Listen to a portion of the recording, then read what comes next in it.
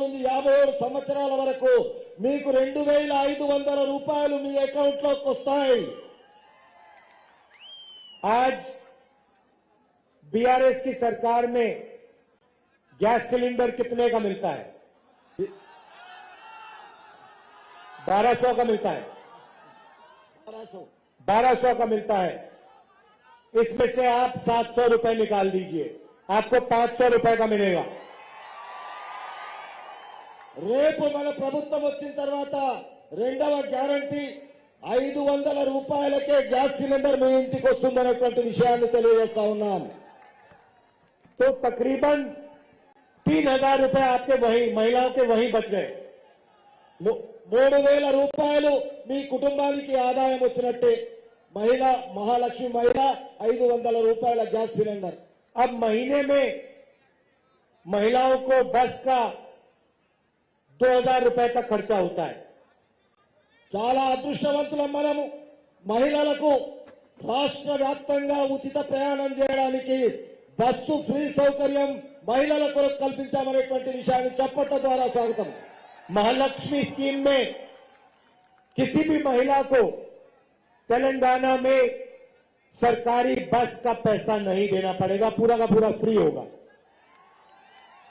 महालक्ष्मी పథకం ద్వారా అనుకోండి ఈ రోజు ఉన్నటువంటి మన మహిళలందరూ బస్సులో ఉచితంగా ప్రయాణం చేయడానికి సౌకర్యం కల్పిస్తా ఉన్నాం। 2500 रुपए आपके बैंक अकाउंट में, 700 रुपए आपके गैस सिलेंडर के बचे और तकरीबन 2000 रुपए आपके बस के बचे। మీరు సార్ చెప్పినట్టుగా 2500 రూపాయలు మహాలక్ష్మి పథకం, 700 రూపాయలు మీకు గ్యాస్ సిలిండర్ మీద ఆదా మనకు మిగులుబాటు, అదే విధంగా బస్సులో ప్రయాణం చేయడానికి 2000 రూపాయలు మీకు మిగులుతుందనేటువంటి मतलब हर महिला के तकरीबन 5000 रुपए महालक्ष्मी स्कीम के माध्यम से बचेंगे महीने के। ఈ మహాలక్ష్మి స్కీమ్ ద్వారా ప్రతి మహిళకు 5000 రూపాయల ఆదాయం ఉంటుందనేటువంటి విషయాన్ని తెలియజేస్తా ఉన్నాం। मैंने सारे चीफ मिनिस्टर, कांग्रेस पार्टी के चीफ मिनिस्टर से साफ कह दिया है, जितना पैसा विपक्ष के लोग अरबपतियों को देते हैं, स्वयं चोरी करते हैं, उतना पैसा कांग्रेस पार्टी को प्रदेश के गरीब जनता के बैंक अकाउंट में डालना होगा। ఈ రోజు రాష్ట్ర వ్యాప్తంగా గాని దేశ వ్యాప్తంగా గాని ఎంతమంది అయితే అధికారంలో ఉన్న వాళ్ళు ఉన్నారో వాళ్ళ డబ్బులను ఆపి పేద వర్గాలకు ఇది న్యాయం చేసే విధంగా కాంగ్రెస్ పార్టీ చేస్తుందనేటువంటి విషయాన్ని తెలియజేస్తా ఉన్నాం। किसानों के लिए రైతు భరోసా స్కీమ్, మన రైతు సోదరుల కొరకు రైతు భరోసా స్కీమ్ 15,000 रुपए हर एकड़ किसानों के लिए, ప్రతి ఎకరానికి 15,000 రూపాయల చొప్పున రైతాంగానికి ఇస్తున్నామనేటువంటి విషయాన్ని తెలియజేస్తా ఉన్నాం। और 12,000 रुपए साल के हर मजदूर के लिए, 12,000 రూపాయలు రైతు కూలీలకు ఇస్తున్నామనేటువంటి విషయాన్ని తెలియజేస్తా ఉన్నాం। और जो मुफ्त इलेक्ट्रिसिटी का स्कीम है, कांग्रेस पार्टी का स्कीम है, उसे हम चालू रखेंगे और 24 घंटा आपको बिजली देंगे। మన పేద వర్గాలకు ఎవరైతే మనం విద్యుత్ శక్తిని కరెంటు ఉపయోగించుకుంటున్నామో వాళ్ళందరికీ ప్రతి నెల 200 యూనిట్ల కరెంట్ ఫ్రీ ఇస్తున్నామనేటువంటి విషయాన్ని తెలియజేస్తా ఉన్నాం। धान के लिए 500 रुपए प्रति क्विंटल बोनस दिया जाएगा। రైతుకు ప్రతి క్వింటాల్ కు 500 రూపాయల బోనస్ ఇస్తాం। చప్పట్లతో ఒకసారి देखिए, जब तक तेलंगाना का किसान मजबूत नहीं होगा, जब तक उसका कर्ज नहीं उतरेगा, तब तक तेलंगाना का सपना पूरा नहीं हो सकता। ఎప్పటి వరకైతే తెలంగాణ రైతాంగం యొక్క కలలు ఫలించాలంటే, వారి ఉన్నటువంటి కష్టాలను దూరం చేయాలంటే, ఇవన్నీ ప్రయోజనాలు కలిగినాడే తెలంగాణ నిజమైనటువంటి కళ సాకారం అవుతుందనేటువంటి విషయాన్ని తెలియజేస్తాం। इसलिए రైతు భరోసా स्कीम का लक्ष्य किसान को मजबूत बनाने का है और जो उसका कर्ज है उसे मिटाने का है। ఏదైతే రైతు బంధు ద్వారా రైతుల కష్టాలున్నాయో ఆ కష్టాలను దూరం చేసి రైతు యొక్క ధైర్యాన్ని పెంచడానికే ఈ స్కీమ్ ఉందనేటువంటి విషయాన్ని తెలియజేస్తా ఉన్నాం. तीसरा वायदा इंदिरम्मा इंड्लू स्कीम, మూడవది ఇందిరమ్మ ఇల్లు. మీ అందరికీ డబుల్ బెడ్రూమ్లు వచ్చినాయా? వచ్చినాయా? ఇందిరమ్మ రాజ్యం వచ్చిన తర్వాత మీ అందరికీ 5 लाख రూపాయలు. 5 लाख रुपए. ఇందిరమ్మ రాజ్యం వచ్చిన తర్వాత ప్రతి పేదవాడు ఇల్లు కట్టుకోవడానికి 5 లక్షల రూపాయలు మీకు ఇస్తున్నామనేటువంటి విషయాన్ని తెలియజేస్తా ఉన్నాం. जिसके पास घर नहीं है उनको 5 लाख रुपए घर बनाने के लिए, ఇల్లు కట్టుకోవడానికి 5 లక్షల రూపాయలు ఇస్తామనేటువంటి విషయాన్ని మరి ఒకసారి తెలియజేస్తా ఉన్నాం. गृह ज्योति स्कीम 200 यूनिट मुफ्त में इलेक्ट्रिसिटी 24 घंटे के लिए, 24 గంటలు 200 యూనిట్ల కరెంట్ ఫ్రీ ఇస్తామనేటువంటి విషయాన్ని తెలియజేస్తా ఉన్నాం.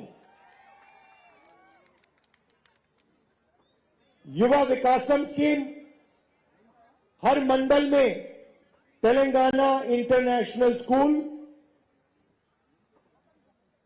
యువ వికాసం కొరకు ఈ రోజు విద్యా వ్యవస్థ కుంటుపడిన సందర్భం లోపల విద్యను అభివృద్ధి చేయడానికి ప్రతి ఒక్క మండలానికి ఇంటర్నేషనల్ స్కూల్ ఇస్తామనేటువంటి విషయాన్ని తెలియజేస్తా ఉన్నాం. और युवाओं को विद्या भरोसा कार्ड, जिससे उनको 5 लाख रुपए तक का असिस्टेंस मिलेगा पढ़ाई के लिए, कोचिंग के लिए, यूनिवर्सिटी के लिए, कॉलेज के लिए.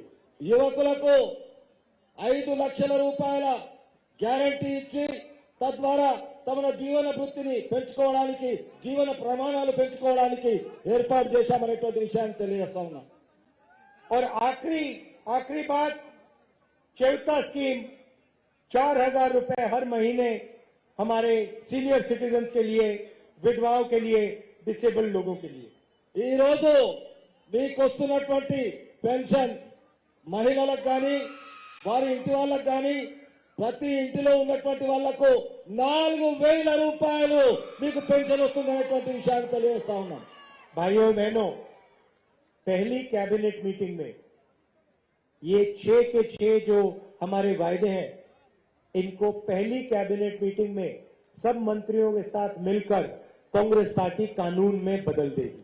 రేపు రాబోయే కాంగ్రెస్ ప్రభుత్వంలో మనమందరం కాంగ్రెస్ పార్టీకి ఓటేస్తే 100 రోజుల లోపల మొట్టమొదటి కేబినెట్ మీటింగ్ లో ఈ 6 గ్యారంటీలను మేమందరం సంతకం పెట్టించి ప్రభుత్వ పరంగా మీకు ఇస్తామనేటువంటి వాగ్దానం చేస్తా ఉన్నాం. आखिरी बात मैं आपसे कहना चाहता हूं, बीजेपी और बीआरएस एक है. మీకు చివరగా చెప్పదలుచుకున్నా, బీజేపీ, బీఆర్ఎస్, టీఆర్ఎస్ ఒకటే ఉందనేటువంటి విషయాన్ని గ్రహించమని మీ అందరినీ కోరుకుంటున్నా. लोकसभा में मैंने अपनी आंखों से देखा, जहां भी नरेंद्र मोदी को जरूरत थी वहां बीआरएस के लोग खड़े हो जाते थे. లోక్సభలో నేను నా కళ్ళతో చూసిన భారతీయ జనతా పార్టీ అధికారం ఉన్నటువంటి పార్లమెంటులో ఏ బిల్లు పెట్టినా దానికి టీఆర్ఎస్, బీఆర్ఎస్, కేసీఆర్ గారి పార్లమెంట్ సభ్యులు సపోర్ట్ చేశారనేటువంటి విషయాన్ని తెలియజేస్తున్నా. चाहे वो जीएसटी हो, नोटबंदी हो, किसान बिल हो, जहां भी नरेंद्र मोदी ने इशारा किया वहां बीआरएस के लोग एकदम उनकी मदद, उनकी रक्षा करते थे. ఏదైతే పార్లమెంట్ లో పెట్టినటువంటి బిల్లు, రైతుల మీద నల్ల చట్టాలు పెట్టినటువంటి విషయం, ఏదైతే నోట్ల విషయం, అదే విధంగా వాళ్ళు చేసినటువంటి ఏదైతే 3 బిల్లులు వాళ్ళు పెట్టారో దాంట్లో నేను కళ్ళారా చూశాను. ఆ బిల్లులకు వాళ్ళు టీఆర్ఎస్, భారతీయ జనతా పార్టీకి సపోర్ట్ చేసింది ఆ బిల్లుకు అనేటువంటి విషయం. आप देखिए, मैं बीजेपी से लड़ता हूं. आप देखिए, मैं बीजेपी से लड़ता हूं. మీరు చూస్తా ఉన్నారు, ప్రతిరోజు ఈ దేశంలో ఉన్నటువంటి అందరం చూస్తా ఉన్నాం. నేను ప్రతిరోజు భారతీయ జనతా పార్టీతో పోరాడుతున్నాను అనేటువంటి విషయం వాస్తవం. मेरे ऊपर 24 केस लगा रखे हैं. 24 केस लगा रखे हैं. मेरे ऊपर 24 केस लगा रखे हैं. రాహుల్ గాంధీ గారి మీద 24 కేసులు పెట్టారు వాళ్ళు. मेरी लोकसभा की मेंबरशिप रद्द कर दी. వారికి లోక్సభ సభ్యత్వాన్ని రద్దు చేశారు. వారిని ఇంటి నుండి కూడా ఖాళీ చేశారు. ఈ దేశంలో ఎవరైనా ఒక నాయకుడు ఇల్లు లేనటువంటి నాయకుడు ఉన్నాడంటే అది రాహుల్ గాంధీ గారైనటువంటి విషయాన్ని తెలియజేస్తా ఉన్నా. मेरा सरकारी जो घर था वो ले लिया. తన సొంత భవనం కాకుండా ప్రభుత్వం ఇచ్చిన భవనం నుండి కూడా నన్ను ఖాళీ చేయించారనేటువంటి విషయాన్ని గ్రహించవలసిందిగా కోరుతున్నాను. मैंने उनको खुशी से घर दिया वापस. कहा लो ले जाओ अपना घर, मुझे नहीं चाहिए. నాకు మీ ప్రభుత్వం ఇల్లు అవసరం లేదు అని నేను ఆ ఇల్లు వెంటనే ఖాళీ చేసి తాళాలు ఇచ్చేశాను వాళ్లకు. मैंने कहा पूरे हिंदुस्तान में मेरे करोड़ों घर हैं. ఈ భారతదేశంలో ఉన్నటువంటి నా అభిమానులు, కాంగ్రెస్ నాయకులు, ప్రజలు నాకు కోట్లాది ఇల్లు ఈ దేశంలో ఉన్నాయనేటువంటి మాట చెప్పానంటున్నాను. मेरा घर तेलंगाना के लोगों के दिल में है. मुझे कोई घर की जरूरत नहीं है. నాకు సొంత ఇల్లు అవసరం లేదు. ఈ తెలంగాణలో ఉన్నటువంటి ప్రజల గుండెల్లో నా ఇల్లు ఉంది అనేటువంటి విషయాన్ని తెలియజేస్తా ఉన్నా. मगर आप देखिए केसीआर पे ना एक केस, ना सीबीआई, ना ईडी, ना इनकम टैक्स, कोई हमला नहीं हो रहा केसीआर पे. కేసీఆర్ మీద ఇంతవరకు ఏ నిఘా విభాగాల సంస్థ గాని, ఏ సిబిఐ గాని కేసీఆర్ మీద ఒక్క కేసు పెట్టలేదనేటువంటి విషయాన్ని గ్రహించాలా. तो जो भी मदद केसीआर को तेलंगाना में चाहिए होती है वो बीजेपी यहां करती है, और जो भी मदद नरेंद्र मोदी को दिल्ली में होती है वो केसीआर वहां करता है. కేసీఆర్ గారికి కేంద్ర ప్రభుత్వం ద్వారా ఆయనకు సహకారం కావాలన్నా ఈ రాష్ట్రంలో కేంద్ర ప్రభుత్వం కేసీఆర్ గారికి ఇస్తుంది. ఢిల్లీలో భారతీయ జనతా పార్టీకి, మోదీ గారికి ఏ సహకారం కావాలన్నా అది కేసీఆర్ గారు ఢిల్లీలో వారికి సహకరిస్తున్నారు. हमारा लक्ष्य पहले केसीआर और बीआरएस को तेलंगाना में हराने का है. మా మొట్టమొదటి లక్ష్యం కేసీఆర్ గారిని, బీజేపీని తెలంగాణ నుండి తరిమి కొట్టాలా వద్దా? और उसके बाद नरेंद्र मोदी को दिल्ली में हराने का है.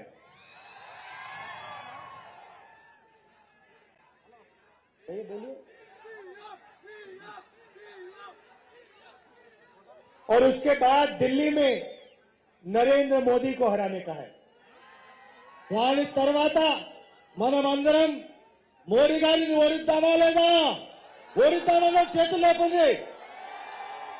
केसीआर चाहते हैं कि नरेंद्र मोदी दिल्ली में राज करे और वो तेलंगाना में राज करे. కేసీఆర్ గారు, మోదీ గారు ఏమనుకుంటున్నారంటే నేను ఢిల్లీలో రాజ్యం వెళ్తాను, నువ్వు హైదరాబాద్ లో రాజ్యం వెళ్ళు అనేటువంటి విషయాన్ని అనుకుంటా ఉన్నారు. और बीजेपी चाहती है कि केसीआर तेलंगाना में राज करे और वो दिल्ली में राज करे. ఆయన తెలంగాణలో రాజ్యం వెళ్ళాలా కేసీఆర్ గారు, మోదీ గారు ఢిల్లీలో రాజ్యం వెళ్ళాలని అనుకుంటా ఉన్నారు. पहले यहां पे बीजेपी लोगों ने छाती फैला रखी थी. మొదలు బీజేపీ వాళ్ళు ఇట్లా చెస్ట్ ఇట్లా చేసుకొని छाती फैलाए घूमते रहते थे. ఈ రోజు వాళ్ళు ఛాతీ ఇట్లా అనుకొని తిరుగుతా ఉన్నారు.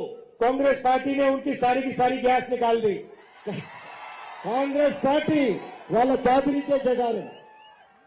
जैसे गाड़ी में 4 टायर होते हैं, चारों के चारों टायर पंचर कर दिए कांग्रेस पार्टी ने बीजेपी के. ఈ రోజు మీరు గ్రహిస్తా ఉన్నారు, ఇక్కడ వచ్చినటువంటి జనమంతా టీఆర్ఎస్ పార్టీ యొక్క కారు నాలుగు టైర్లు పంక్చర్ అయిపోయినటువంటి విషయాన్ని తెలియజేస్తా ఉన్నాం. बीआरएस उनके टायर में हवा भरना चाह रही है. बीआरएस उनके टायर में हवा भरना चाह रही है. టీఆర్ఎస్ పార్టీ ఆ దాంట్లో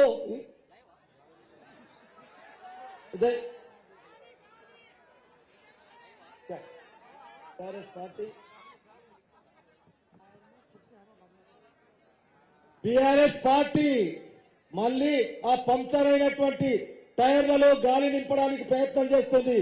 కానీ అది తుక్కు అయిపోయినటువంటి కారు కాబట్టి मगर उनको ये बात समझ नहीं आ रही कि हमने बीजेपी के टायर तेलंगाना में हमेशा के लिए फाड़ दिए हैं. हम తెలంగాణలో దాన్ని బీజేపీ ద్వారానే టీఆర్ఎస్ బీజేపీ ఒకటి ఉన్నటువంటి విషయాన్ని మనం గ్రహించాలని నేను చెప్తున్నాను. अब हम दिल्ली में जाके नरेंद्र मोदी के चारों टायर पंचर करने जा रहे हैं।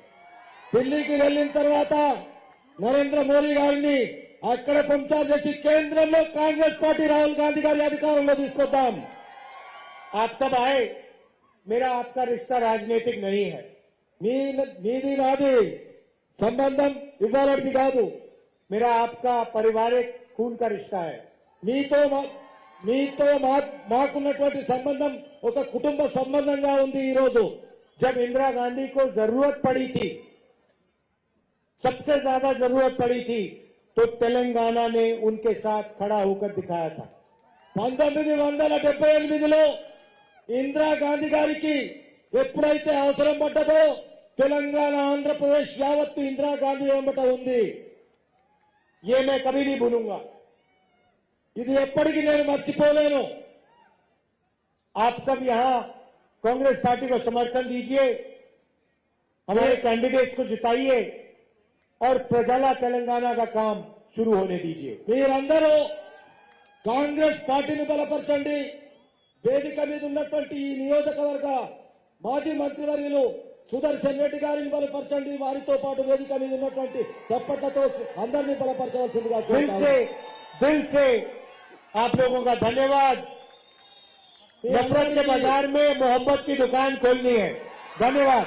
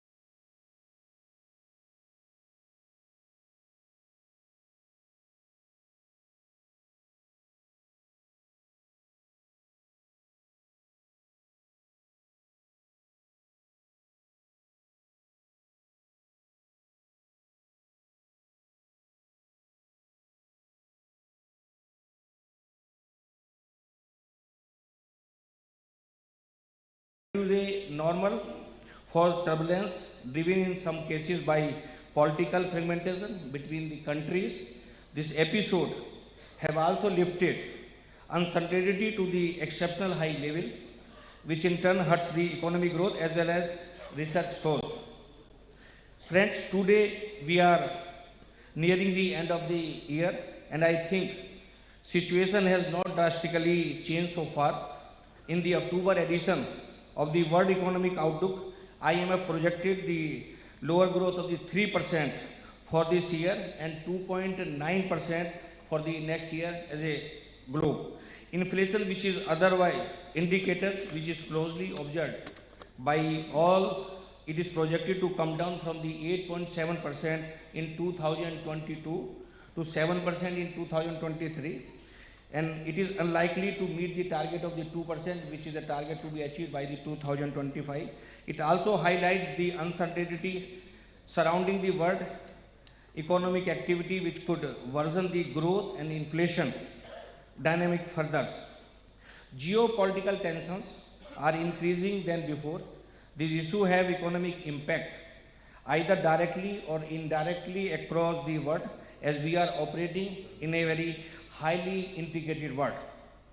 There is structural uncertainty, namely the disruption to many business models brought about the technology changes, the rapidly changing nature of work, devastating effects of the climate change, and shift in consumer needs and tastes. Under these circumstances, the steering the economy by the regulator and policy makers and navigating the institutions like bank to remain agile and strong are extremely important for the overall financial stability. As you all know, the uncertainty surrounding the landscape cannot be totally mitigated.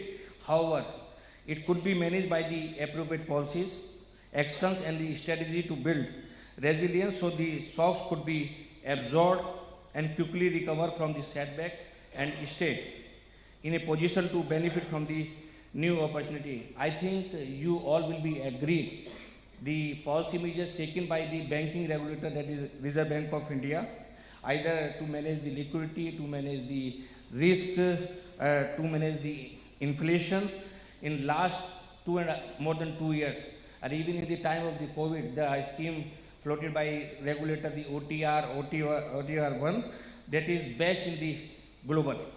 And on account of this, if you see the profitability of the PSB, which used to be around 36,000 crore in 2014, has improved to more than 1 trillion in the March 2023. Similarly, the assets quality, gross NPA, the net NPA has also been significantly improved, and it is around 3% the last March 23. And if you see the profitability of the last quarter, September 23 quarter, there is a significant improvement of around 31% increase YOY. It is more than 33,000 crore in the last quarter. So, and we are really fortunate to have the Governor RBI, and he is not the governor only of our country, but he is the best governor of the international, because the governor has already been awarded the best governor by the central banking. Building resilience will not happen overnight.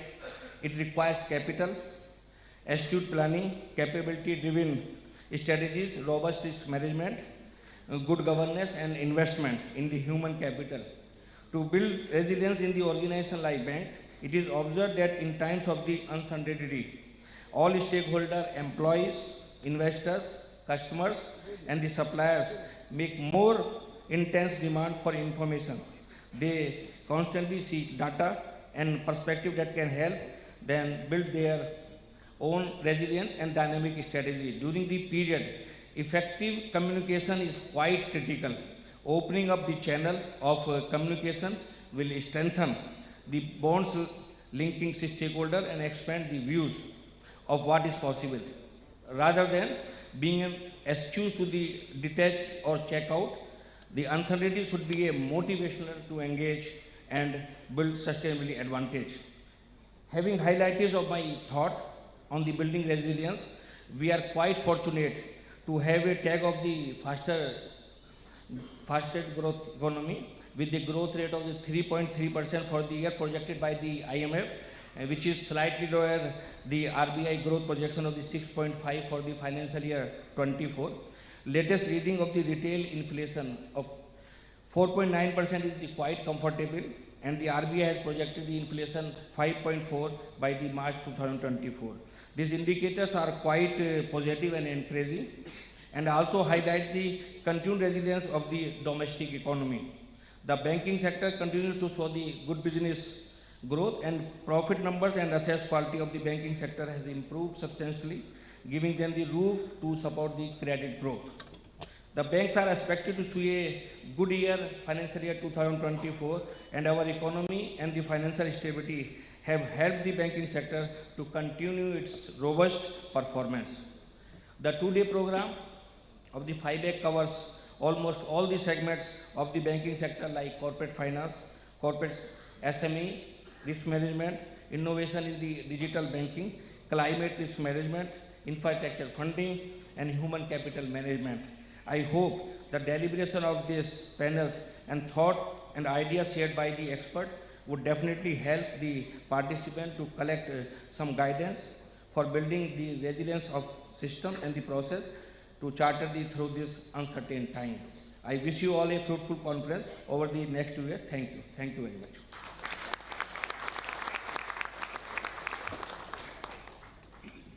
Thank you, sir, for highlighting some of the challenges, concerns, and opportunities for the Indian banking system in the uncertain times that we face. May I now request President FICCI, Mr. Shubhrakant Panda, for his address.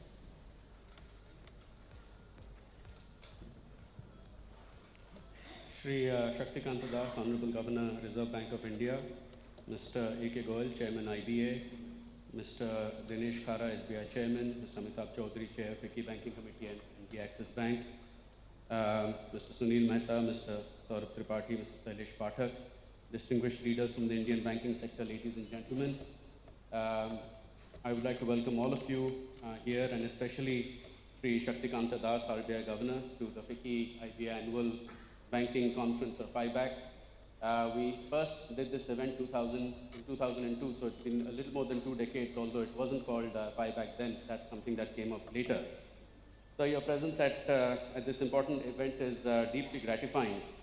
And I would also like to take this opportunity to thank the IBA for their engagement with FICCI, not just with this conference, but also working on various issues throughout the year involving the banking sector. FIBAC has a track record of more than 2 decades and provides a stage for both sharing best practices as well as networking opportunities.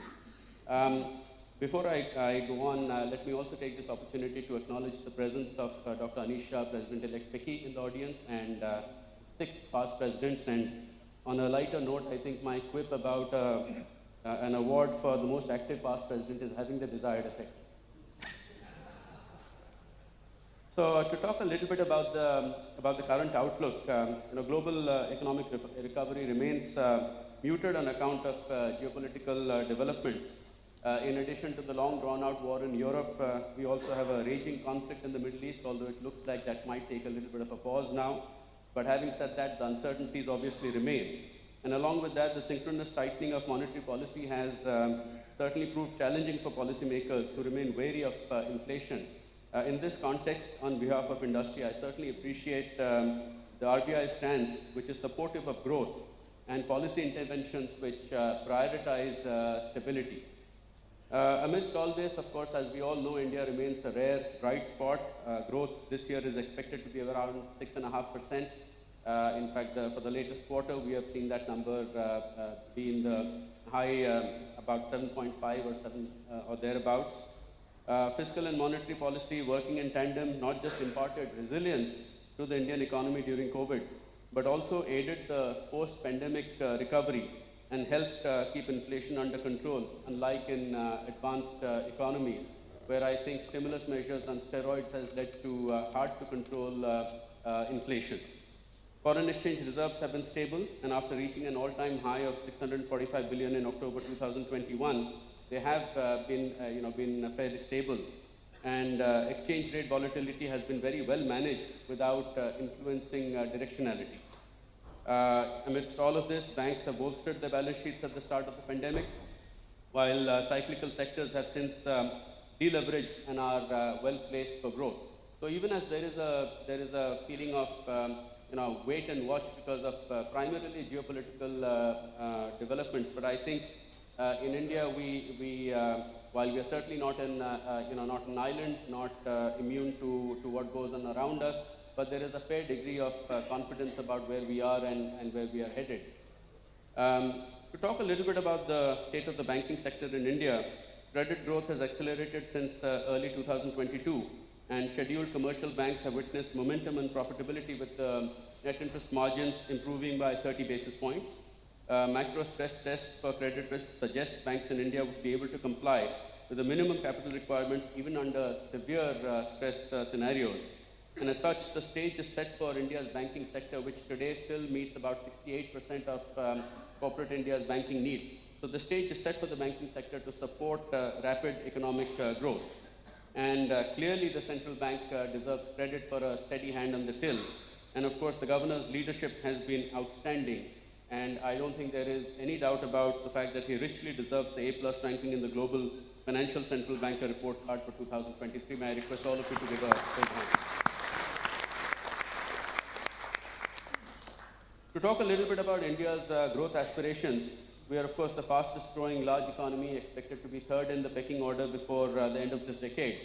And the journey to being a $5 trillion economy and more, because that is only just an interim landmark, if I can put it that way, not to mention action to mitigate climate change. All of this requires large amounts of capital.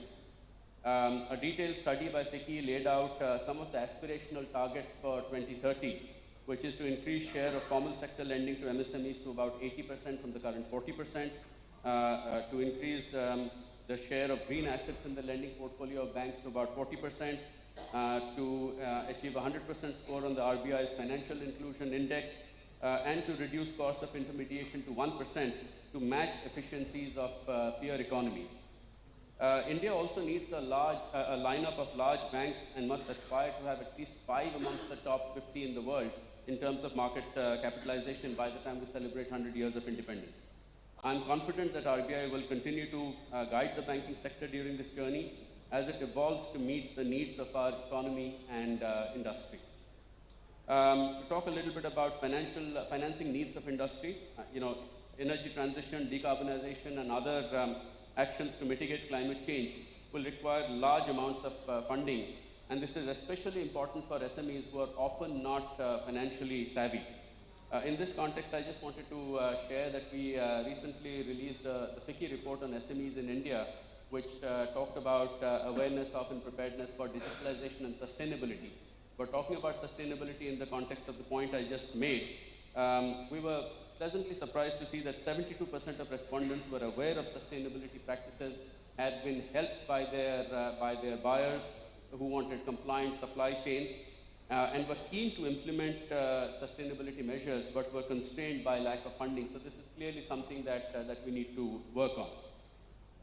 Banks and financial institutions need to also work together to build an ecosystem around underserved segments like logistics, healthcare, etc. And a point which FICCI has suggested in the past, that given India's stable foreign exchange reserves, perhaps allocating a small portion, say 10%, can be considered to enable lending to long gestation projects and export-driven sectors. In conclusion, deliberations over the next few days on various issues critical to further unlocking India's growth potential will take place, and I'm sure, as I mentioned, that this is a wonderful platform to discuss, debate, and figure out jointly what is the best way forward. India is rightly being considered the world's growth engine, which incidentally is the theme of FICCI's upcoming 96th annual convention. And I'm sure that all stakeholders will work together to achieving alignment so that the national imperative of sustainable, resilient, and inclusive growth is achieved.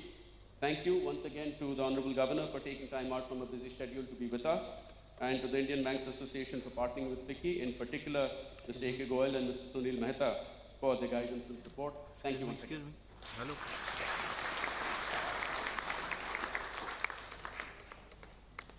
Thank you, President, and I'm sure you would all agree that what Mr.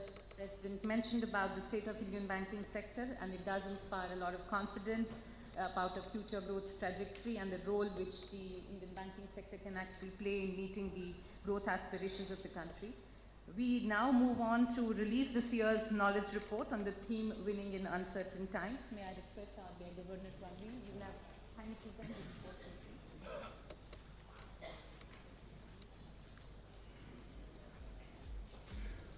So the knowledge report actually talks about 5 imperatives for the banking sector: generative AI adoption, digital public infrastructure, future of distribution, climate strategy, and risk management maturity that would ensure sustained growth amidst the current volatile environment.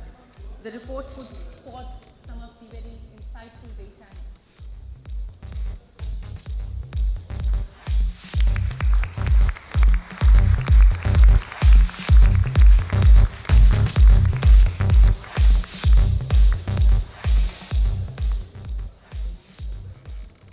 Thank you, sir, for launching the report, and this will also be available on the website very shortly. May I now request Saurabh from BCG to throw some more light on the knowledge base.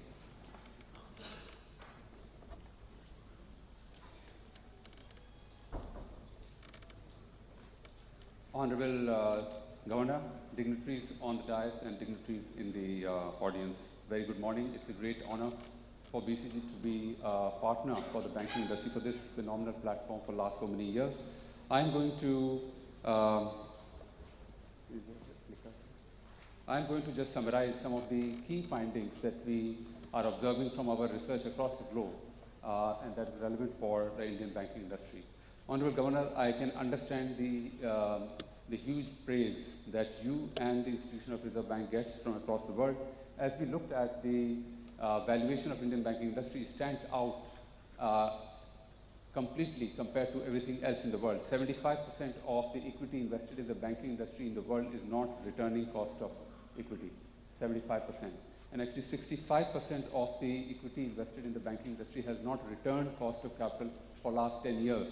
And in light of that, India stands out as one of the few markets where the banking industry is actually shining, with price to book ratio really touching 2.0. And this is not just reflective of the phenomenal opportunity in India, but it is also reflective of the very prudent and practical approach that this regulator has taken, not just to control the risks, but also to improve the innovation and the level of development of the Indian banking industry. So thank you very much, Governor, and thank you to the Reserve Bank for orchestrating the economy so well.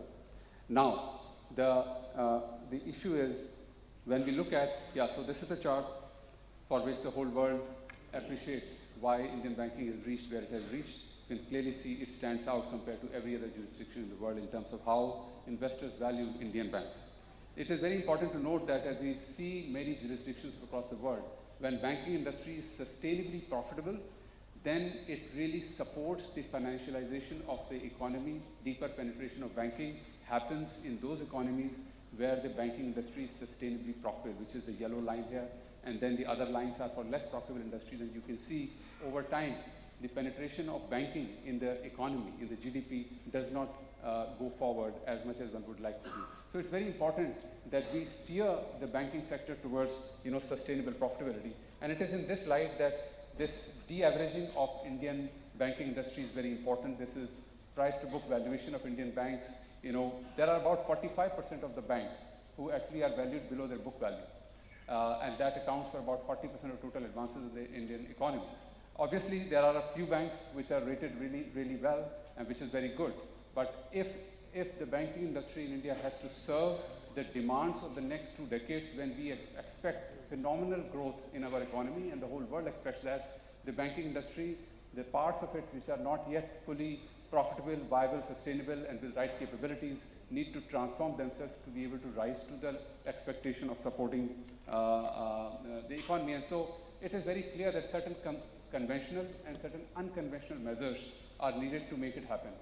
Firstly is consolidation. We do feel that the weaker parts of the banking industry, many of them are from public sector, old private sector banks, the RRBs, they need to find a way that we consolidate the smaller players which are not at scale to be able to invest in technology in the same way that is required to make them viable. The second is that many of these segments of our banking industry need continued push for reforms so that they can actually develop capabilities which are needed for tomorrow. And there is a huge scale that is required to be a viable bank, given the investment required in technology, in artificial intelligence, in agility, in resilience, and so on and so forth. So we need to continue to push very hard for reforms for the segments of Indian banking which are, which are not at scale or do not have the right capabilities. The third thing is we need to introduce more capital into the Indian banking industry. And of course, RBI is always looking for fit and proper candidates for giving banking licenses.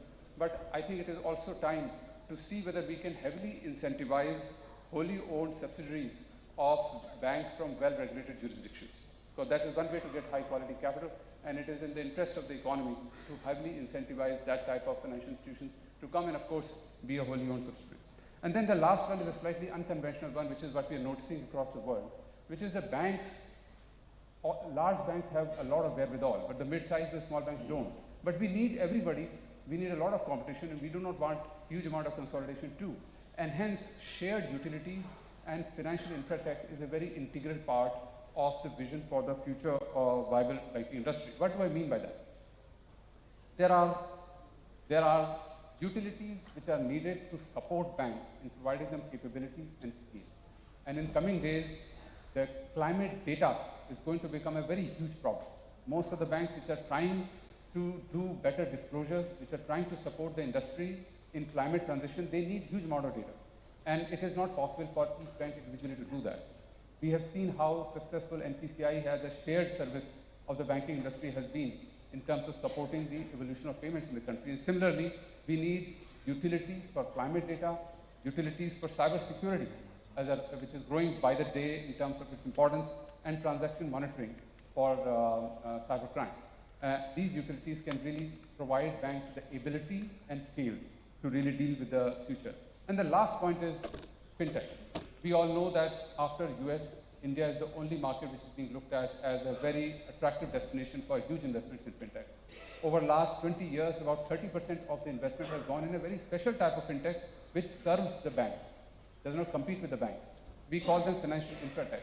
These fintechs make banks better by providing them capabilities and of course providing them scale across different players.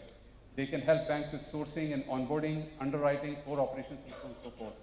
And it is also possible for us to imagine that this segment of fintech coming from India could actually serve the entire banking industry of the globe through software as a service, as a very big potential development. Why it needs your attention, Honorable Governor, is that we need to create an environment and framework so that financial infratech of this type actually finds it easy to integrate with banks and gets easy onboarding. Otherwise, this type of fintech typically takes a lot of time through bank-by-bank onboarding process, which is very, very cumbersome. It impedes the progress of a very important segment in the financial ecosystem. So the sandbox is already there, but also protocols, self-audit mechanisms, and also accreditation by either the regulator itself or through other third parties, SROs, etc.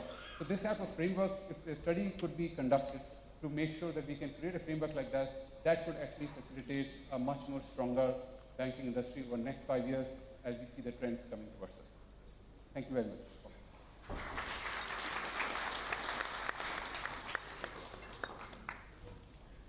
Thank you, Saurabh, for a very insightful presentation as always. The Indian banking sector indeed is in a strong position.